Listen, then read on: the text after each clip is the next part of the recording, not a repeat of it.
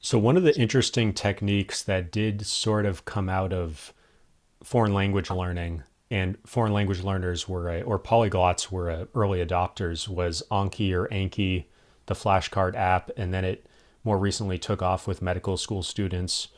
And so I was wondering if you've used flashcards and what you think about them, and especially these kind of either Super Memo or Anki or MemoSign, where it's a digital and there's an algorithm and everything.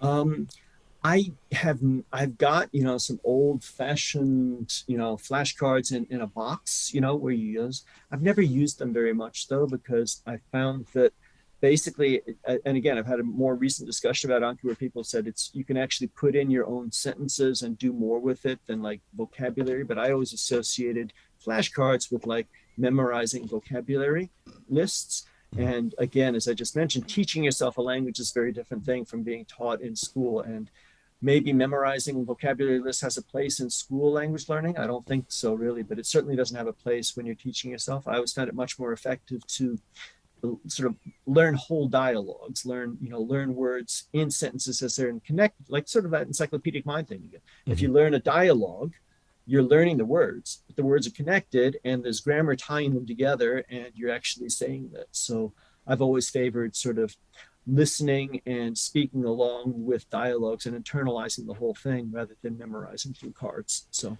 I have some, but I have not really used them. And to me, um, I kind of see Anki and these other things as being the paper flashcards Yep. just put on a computer.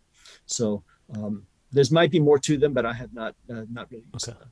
I mean, when I looked at that kind of chart that you would do in the notebook where it'd be 15 minutes on like 10 or 20 different languages, that seemed to me to be kind of the idea of spaced repetition was Mm-hmm. there.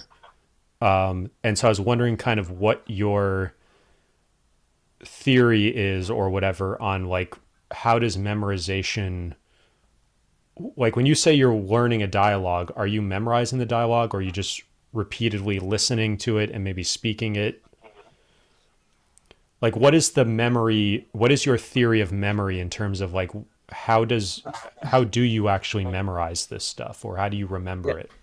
yeah. I mean, if it's something like scripture is worth or poetry is worth consciously memorizing. Say, I want to have it perfect.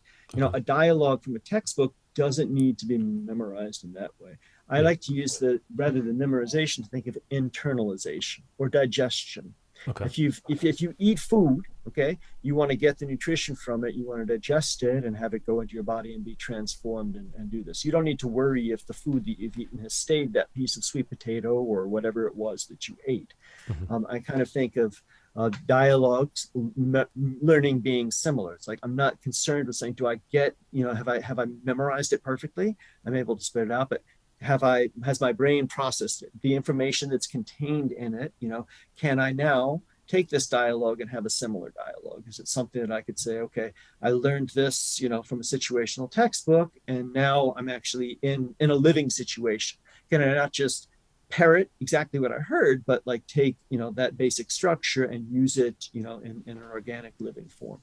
So yeah, I would use those analogies of digestion and assimilation or internalization rather than memorizing for things. I mean, it's nice to memorize. Like I said, if you got a beautiful work of poetry or a sacred text, then you want to memorize that as such and be able to to say it verbatim. But